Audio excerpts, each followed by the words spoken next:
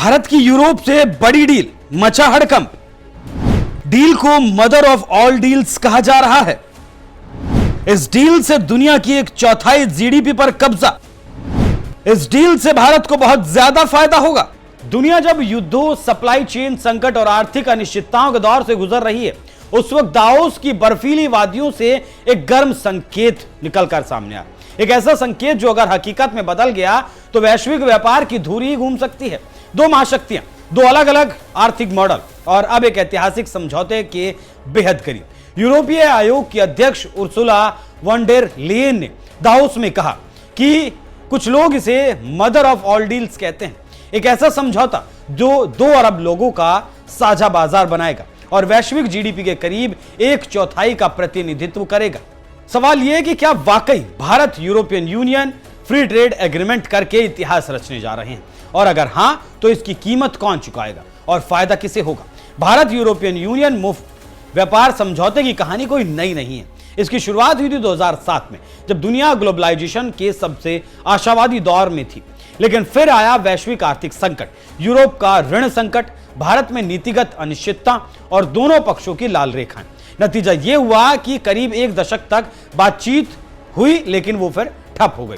2022 में जाकर इस फाइल को फिर से खोला गया और अब 2026 की शुरुआत में दावोस से संकेत मिल रहे हैं कि यह डील आखिरकार अंतिम मोड़ पर पहुंच चुकी है। आर्थिक मामलों के जानकारों की मानिए तो इस समझौते के पीछे की सबसे बड़ी ताकत है भू राजनीति। यूरोप आज जिस सबसे बड़े सवाल से जूझ रहा है वो है चीन पर अत्यधिक निर्भरता। कोविड, यूक्रेन युद्ध और ताइवान संकट ने ब्रसेल्स को सिखा दिया है कि एक देश पर निर्भर सप्लाई चेन कितना बड़ा जोखिम बन सकती है, और यही भारत एंट्री करता है एक विशाल बाजार, तेजी से बढ़ती अर्थव्यवस्था और खुद को चीन +1 रणनीति का केंद्र बनाने की कोशिश में। यूरोपियन यूनियन के लिए भारत अब सिर्फ एक बाजार नहीं बल्कि एक रणनीतिक विकल्प है। भारत के लिए समझौता सिर्फ टैरिफ कटौती का मामला नहीं, ये एक रणनीतिक छलांग है। यूरोपीय संघ भारत का दूसरा सबसे बड़ा व्यापारिक साझेदार है। 2023 में वस्तुओं का व्यापार 124 अरब यूरो, सेवाओं का व्यापार लगभग 60 अरब यूरो और एफटीए के बाद भारत को मिलेगा।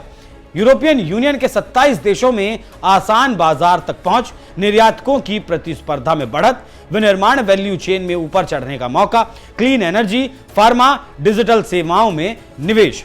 कुल मिलाकर यह डील मेक इन इंडिया को मेक फॉर द वर्ल्ड में बदल सकती है। दावोस की मुस्कुराहटों के पीछे कई बेहद कड़वे मुद्दे आज भी जिंदा हैं। यूरोपियन यूनियन चाहता है कि भारत ऑटोमोबाइल, वाइन और स्पिरिट्स पर भारी टैक्स कम करे, लेकिन भारत के लिए सेक्टर राजनीतिक रूप से बेहद संवेदनशील है। देसी ऑटो इंडस्ट्री, किसान और घरेलू मैन्युफैक्चरर्स सभी को डर है कि यूरोपीय कंपनियां बाजार पर कब्जा कर लेंगी। आर्थिक मामलों के जानकारों की माने तो भारत की प्राथमिक मांग है कुशल पेशेवरों की आवाजाही, IT, health care, engineering. Bharat चाहता है कि उसके प्रोफेशनल्स के लिए यूरोपियन यूनियन में काम करना आसान हो, लेकिन यूरोप में यही मुद्दा सबसे संवेदनशील है। वीजा नियम, हर देश में अलग घरेलू राजनीति, अलग और प्रवास को लेकर पहले से ही तनाव में है। यही वजह है कि यह डील सिर्फ आर्थिक नहीं बल्कि राजनीतिक साहस की परीक्षा भी है। टैरिफ के अलावा एक और बड़ा मोर्चा है नियम और मानक, data protection, green standards, carbon tax, सार्वजनिक खरीद तक पहुंच। यूरोपियन यूनियन के कड़े नियम भारत के छोटे और मध्यम उद्योगों के लिए नई चुनौतियां खड़ी कर सकते हैं। हालांकि Bharat European Union trade and technology council इन मतभेदों को पाटने की कोशिश कर रही है। मतलब ये डील अब 20वीं सदी की नहीं बल्कि 21वीं सदी की फ्री ट्रेड एग्रीमेंट बन रही है।